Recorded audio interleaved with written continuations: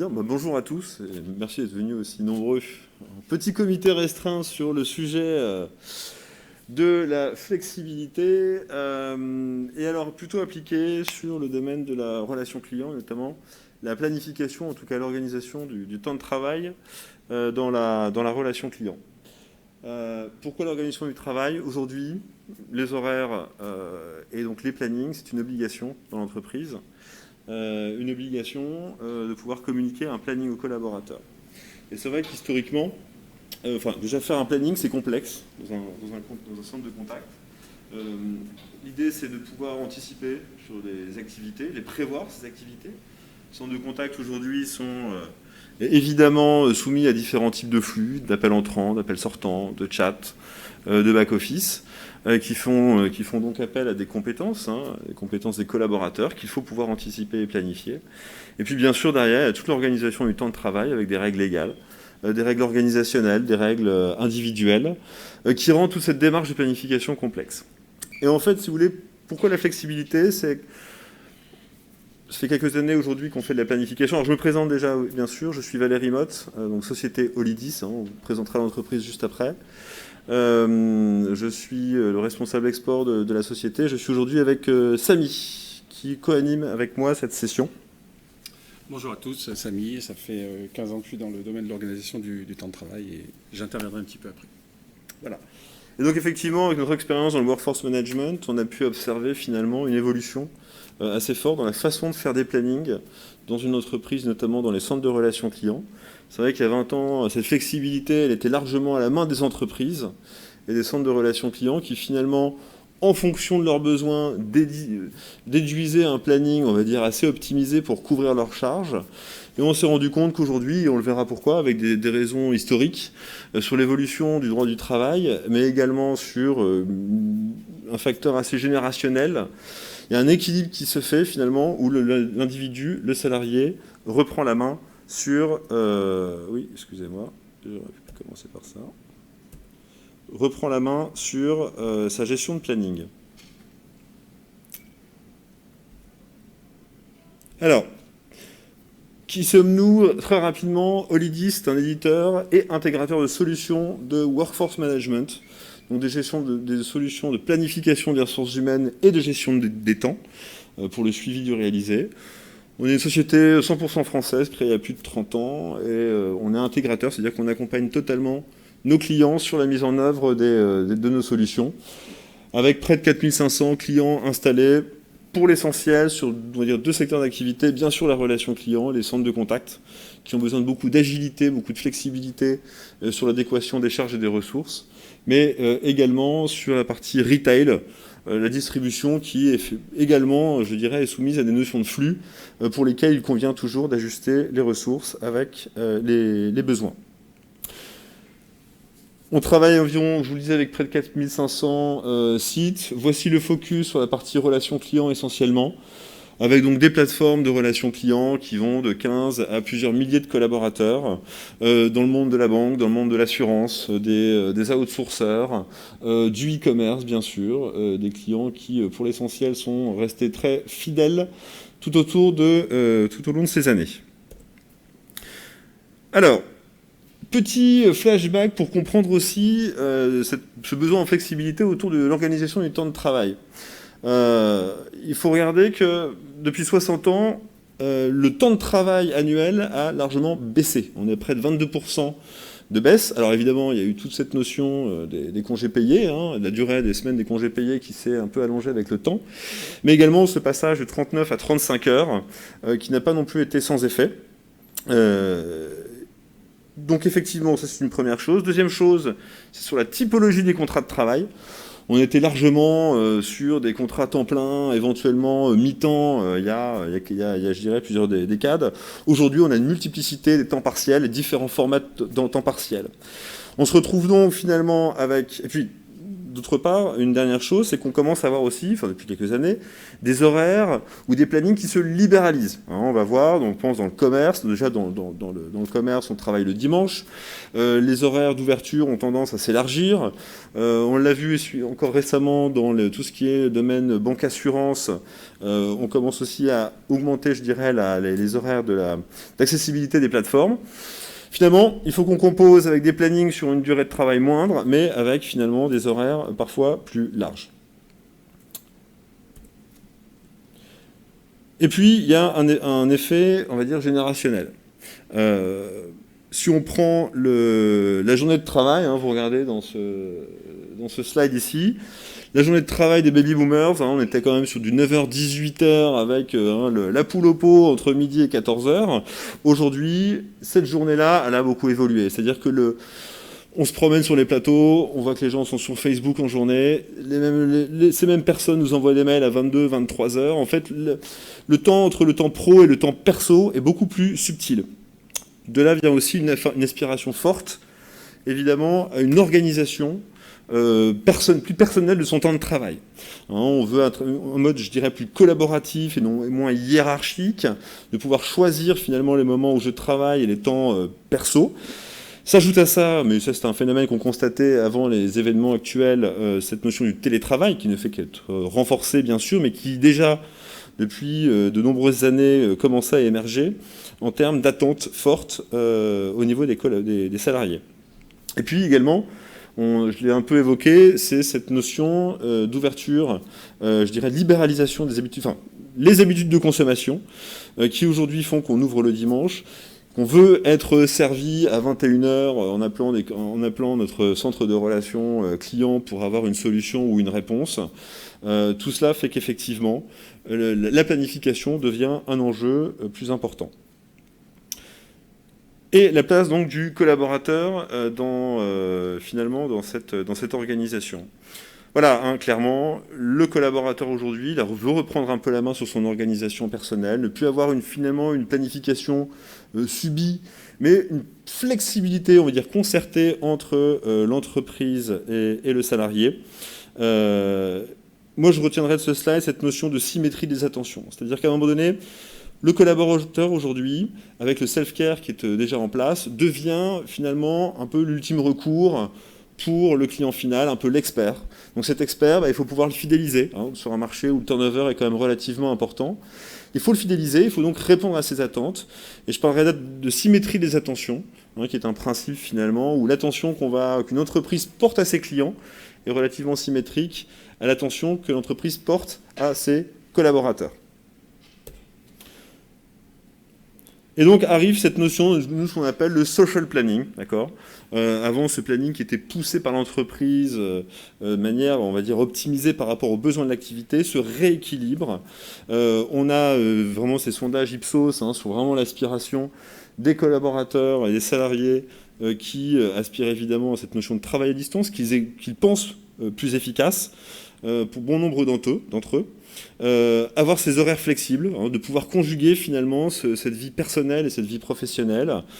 Aujourd'hui, voilà, les outils permettent de concilier, à travers des outils partagés par tous, cette notion de souplesse, afin que l'entreprise puisse reprendre la main et utiliser cela comme un atout, finalement, et un juste équilibre entre la flexibilité dont a besoin l'entreprise et la flexibilité auquel aspirent les collaborateurs. Alors le social planning, quels sont les outils finalement pour pouvoir organiser son temps de travail et organiser ses plannings au quotidien ? C'est une gestion qui est beaucoup plus collaborative au niveau de l'équipe. C'est-à-dire qu'on va inclure les collaborateurs dans finalement le choix de son temps de travail, le choix de ses plannings. Ça peut passer donc par choisir des modèles horaires, choisir avoir des préférences ou des desiderata sur son organisation. Il y a une notion qui s'appelle l'empowerment, c'est-à-dire la responsabilisation aussi des collaborateurs dans ce processus. Voilà, on estime qu'il est responsable, qu'il peut avoir sa part à jouer finalement dans la construction de planning permettant d'une part de répondre bien sûr aux besoins de l'entreprise, mais de s'auto-gérer finalement dans cette organisation. À disposition évidemment tout un système de bourse d'échange, c'est-à-dire de pouvoir finalement être autonome dans une même équipe pour pouvoir s'échanger les plannings. Alors je dirais, filtré, validé par le management, pas oui ou non, comme on le souhaite, mais en tout cas de donner la main dans ce choix, cette organisation du temps de travail. En dématérialisant bien sûr tout ce qui va être demande d'absence, hein, de piloter également la partie du télétravail avec des nouvelles règles, hein, issues de la période actuelle. On se rend compte évidemment que cette notion du télétravail, et on en verra un cas tout à l'heure, mais qui est un exemple que nous avions abordé il y a quelques années, mais qui prend tout son sens aujourd'hui au vu du contexte. Et puis bien sûr d'avoir des outils qui permettent d'avoir cette mobilité, d'outils partagés, mobiles, pour pouvoir organiser et gérer plus facilement cette gestion du planning au sein des centres de contact. Voilà, effectivement, un exemple qui permet d'illustrer comment la flexibilité finalement du temps de travail et de la planification peut vraiment être un win-win entre une entreprise et les salariés. L'entreprise, c'est clair, hein, aujourd'hui, 70% des coûts de fonctionnement d'un centre de contact sont liés à des RH. Okay, forcément, l'entreprise, elle souhaite contrôler les coûts, hein, forcément, par rapport à des besoins en activité. Et de l'autre, on l'a vu, ses collaborateurs aspirent évidemment à avoir une auto-organisation, en tout cas plus de souplesse dans l'organisation de leur planning. Et donc, en fait, ce schéma illustre ce qu'on a mis en place il y a une dizaine d'années chez un outsourcer en Belgique, qui avait environ 250 collaborateurs, mais était limité finalement par la taille de ces locaux en termes d'effectifs. D'une part, et puis d'autre part, finalement, il y avait déjà une aspiration à cette notion du télétravail autour de l'entreprise. Et donc, finalement, ils ont trouvé un accord relativement stratégique qui leur permettait, d'une part, donc d'embaucher des effectifs supplémentaires pour pouvoir, bien sûr, augmenter en termes de production, augmenter en termes de chiffre d'affaires, et d'organiser, finalement, le télétravail sous une forme de rotation plutôt intéressante, dans le sens où la courbe en mauve clair que vous voyez est finalement la charge d'activité, on peut résumer par exemple au nombre d'appels entrant sur un centre de contact qui peuvent intervenir. Sa capacité de prise d'appel sur site, c'est la courbe en mauve. Et donc finalement, le graphique en mauve plus foncé constitue tous les effectifs en télétravail qui finalement ne sont même pas forcément occupés à 100%, sont juste là pour absorber les pics d'appels et donc de pouvoir organiser beaucoup mieux leur vie pro avec leur vie perso. Et ça a vraiment été un win-win, c'est un modèle qui est toujours en place 10-12 ans après et qui fonctionne plutôt bien. Voilà, comme quoi finalement, ce qu'il faut retenir, c'est que vraiment, cette flexibilité, elle permet de conserver aussi les collaborateurs et les talents, qui est un point important, tout en répondant finalement à des contraintes d'entreprise. Je vais passer donc la main à Samy.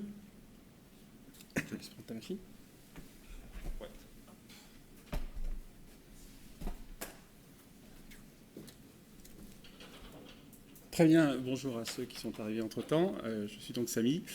Alors, moi, d'abord, merci Valérie pour toutes ces précisions intéressantes. Je vais faire un focus un peu plus sur nos solutions, notre chaîne de valeur, ce qu'on propose. Alors, nous, ce qu'on propose, c'est une solution qui va du planning jusqu'au déversement des EVP vers les payes, d'accord ? C'est-à-dire que ça inclut toute la partie suivi du réalisé, et dans le planning, ça inclut toute la partie optimisation.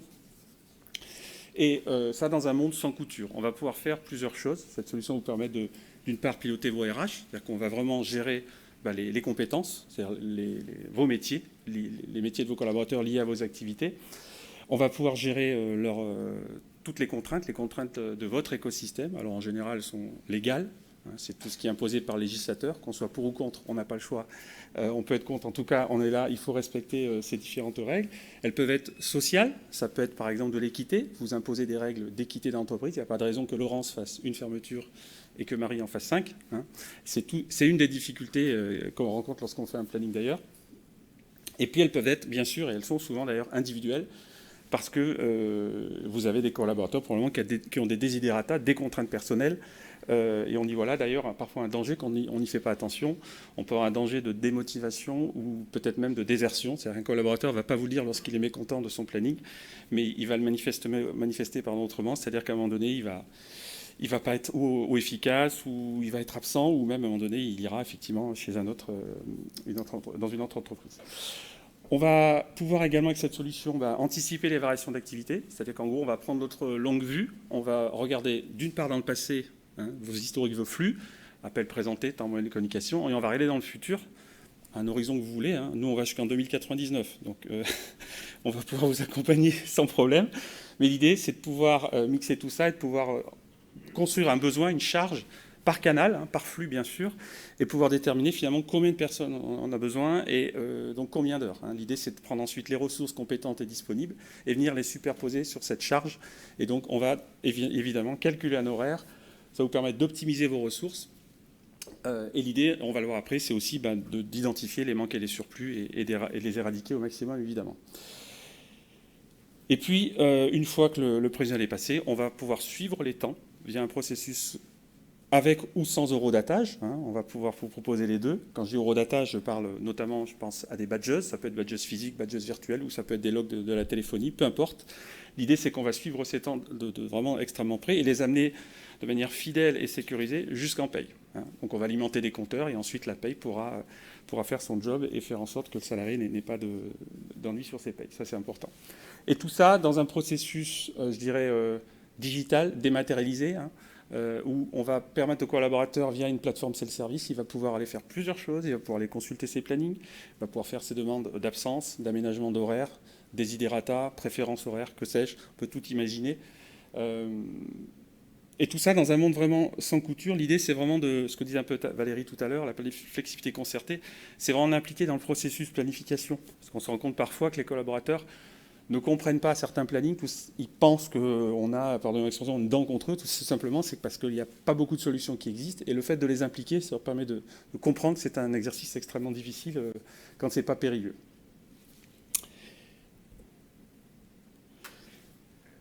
Alors, un petit focus sur l'effectif flux d'activité, parce que ce sont deux variables assez névralgiques dans l'organisation, je ne vous apprends rien, parce que on a 4 enjeux majeurs hein, qui sont ici, les enjeux légaux, sociaux, économiques et organisationnels. Je pense que vous savez tous de quoi je parle ici. L'idée, c'est d'aller trouver ce compromis finalement entre la performance de vos collaborateurs, de vos équipes et donc de l'entreprise, avec la qualité de service. L'un ne va pas sans l'autre. Et le compromis est souvent difficile à trouver, on va y revenir après également. Donc quand on arrive à mettre en adéquation ça, alors déjà dans un processus manuel artisanal c'est extrêmement complexe, mais l'idée c'est d'avoir un outil qui va nous permettre de bien identifier, j'en parlais tout à l'heure, de regarder dans le passé, dans le futur, de bien apprivoiser ces flux. Quand on les maîtrise bien, on les apprivoise bien, du coup on va pouvoir mettre les ressources en corrélation. En gros, apprivoiser ces flux, c'est un peu comme si c'était vos clients qui faisaient vos plannings. L'idée elle est là. L'idée c'est de dire finalement un client quand il appelle, en réalité, il se fiche de savoir si vous avez du personnel disponible ou pas. Quand il appelle, il a un besoin, on est tous consommateurs. Quand on appelle, tout ce qu'on veut, c'est qu'on nous donne la bonne réponse dans le temps le plus court possible. Après, on a des engagements ou pas en fonction de la qualité de service qu'on va avoir. C'est d'ailleurs une métrique qu'on va intégrer dans notre solution, la notion de QS. Bien évidemment, on peut intégrer d'autres choses comme le temps de travail après appel, le temps de décrocher, toutes ces choses-là. Je ne rentre pas dans le détail, mais bien évidemment, on va pouvoir les couvrir. À noter, je crois que Valérie l'a précisé tout à l'heure, mais une info importante, hein, c'est une stat qui est ressortie, c'est que vraiment, dans les métiers de production, notamment les agents dans la relation client, quand on leur pose la question, quand on enlève la question de la rémunération, qui est souvent réglée dès le départ, une fois qu'on la met de côté, la première préoccupation d'un collaborateur, c'est son planning. Pour la simple et bonne raison que ma vie sociale dépend de mon planning. Je vais pouvoir organiser dans mon écosystème, ça peut être un rendez-vous médical, ça peut être la scolarité des enfants, ça peut être un rendez-vous avec des amis, un restaurant, que sais-je. Dans ces métiers-là, la difficulté, c'est que je ne sais pas forcément dans 1 semaine, 2 semaines, 3 semaines, un mois, à quelle sauce, si vous me passez l'expression, je vais être mangé. Donc c'est vraiment important d'être vigilant là-dessus. Et c'est là où on va essayer d'apporter une valeur ajoutée, c'est de leur permettre, via ce self-service notamment, de donner leurs préférences, leurs désirats, essayer d'aller composer tout ça et d'aller rejoindre cette performance entre QS et collaborateurs. On va parler rapidement de ROI parce que je pense que c'est quand même intéressant de l'évoquer. Si on observe le schéma tout en haut, moi j'aime beaucoup personnellement ce schéma parce que c'est souvent ce qu'on observe. On observe aussi l'équilibre, hein, je le sais très bien. Mais la difficulté, si vous êtes là aussi, c'est peut-être parce que ça vous intéresse, vous le constatez hélas, c'est qu'on a toujours du mal à trouver cet équilibre. C'est soit le client qui attend un agent disponible, soit parfois c'est l'agent qui attend un client. Dans les deux cas, il faut s'en éloigner parce que dans les deux cas, c'est extrêmement mauvais pour ou la qualité de service ou pour l'efficacité de l'entreprise.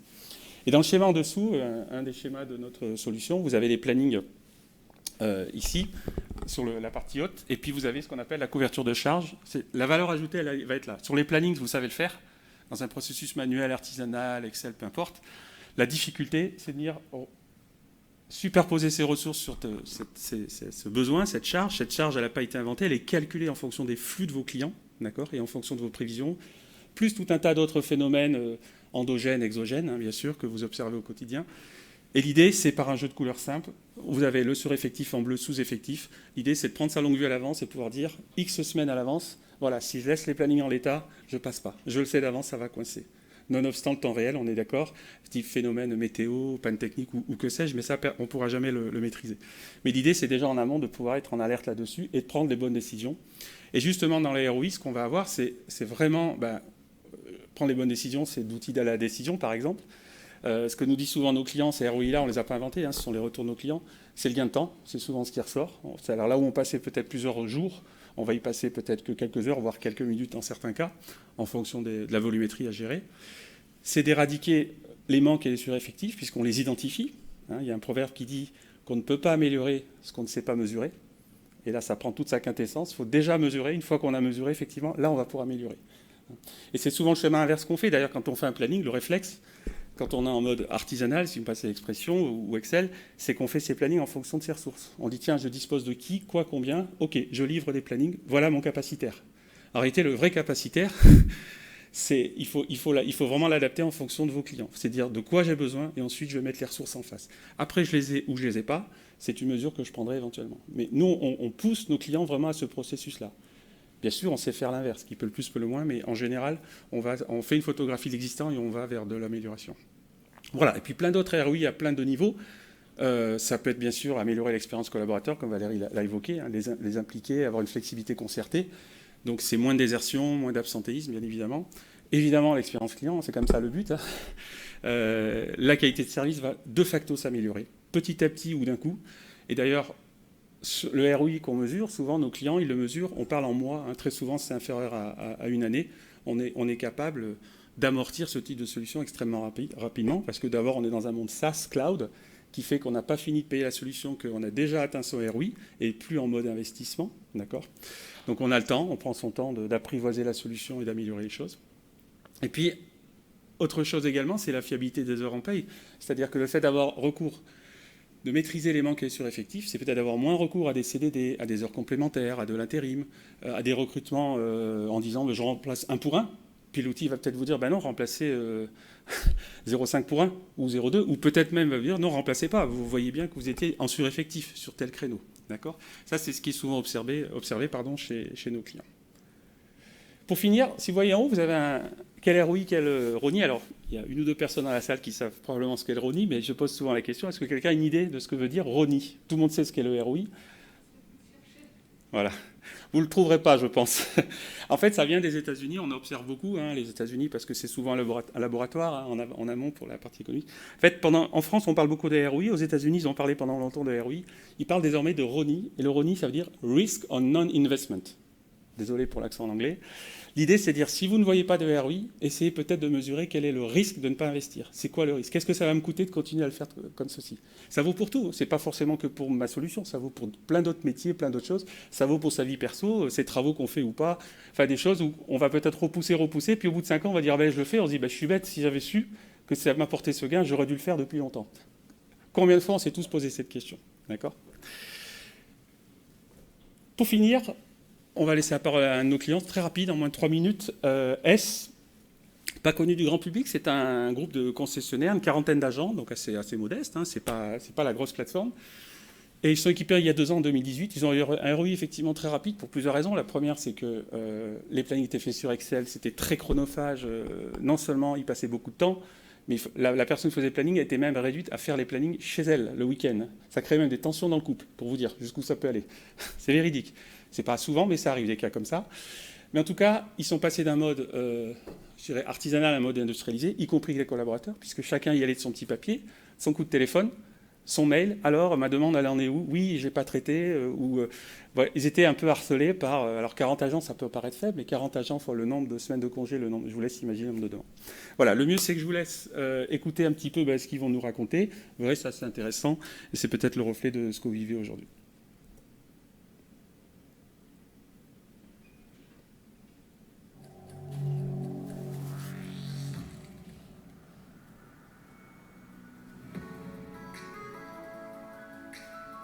S Automobile, aujourd'hui c'est près de 60 concessions qui distribuent 20 marques avec plus de 46 000 véhicules vendus à l'année et 30 000 entrées ateliers. Alors l'expérience client est un enjeu stratégique pour S Automobile sur les années à venir, et notamment on peut le retraduire à travers la mise en œuvre de cette plateforme S-Connect. Notre but aujourd'hui, c'est d'avoir une convergence de données clients pour que chaque interaction soit lisible, que ce soit pour la concession, pour un collaborateur en centrale chez S-Connect.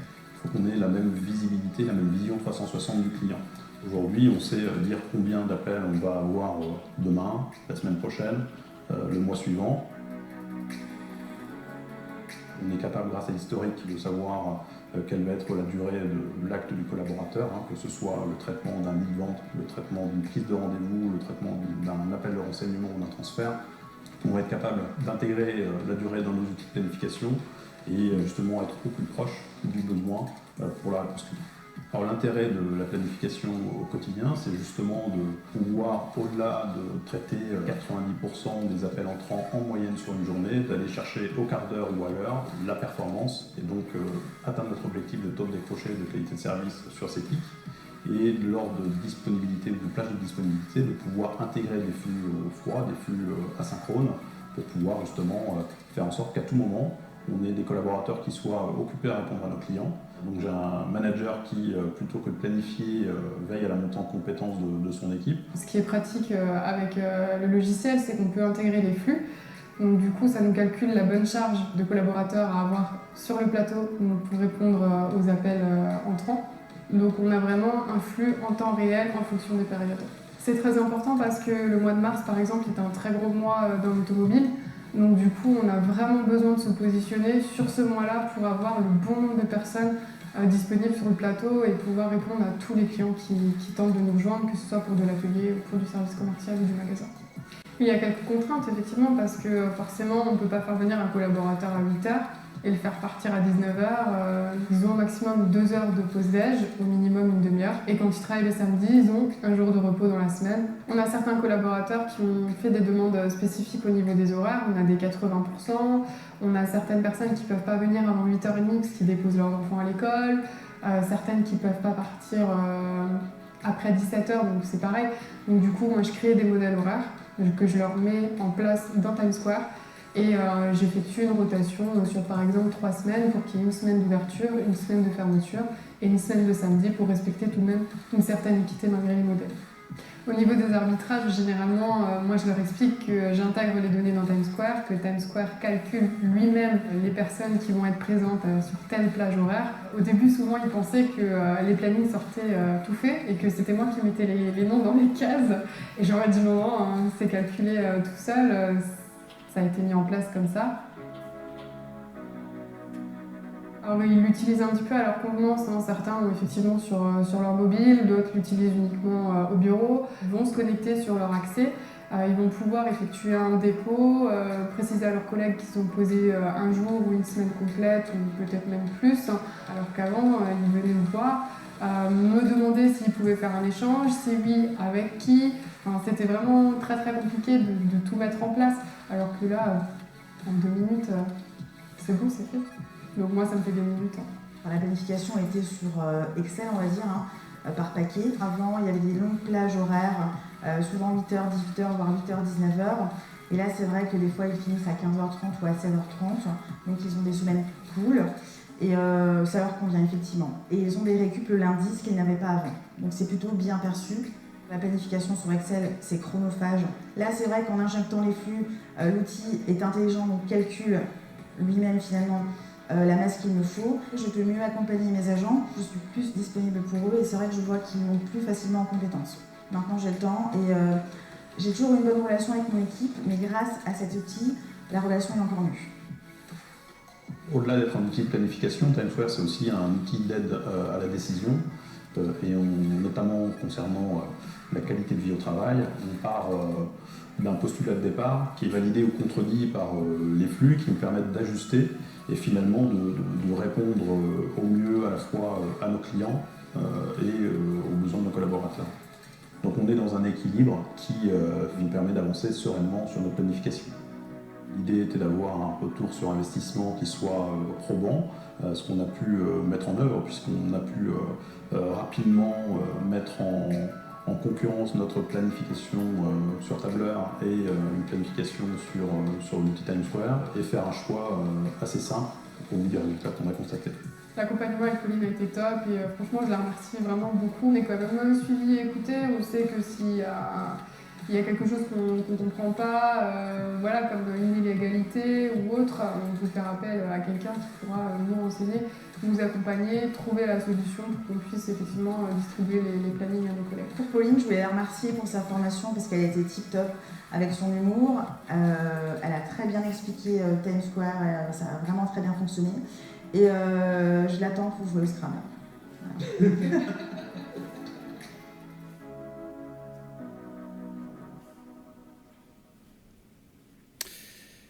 Voilà, pour terminer, 30 secondes et on en aura terminé.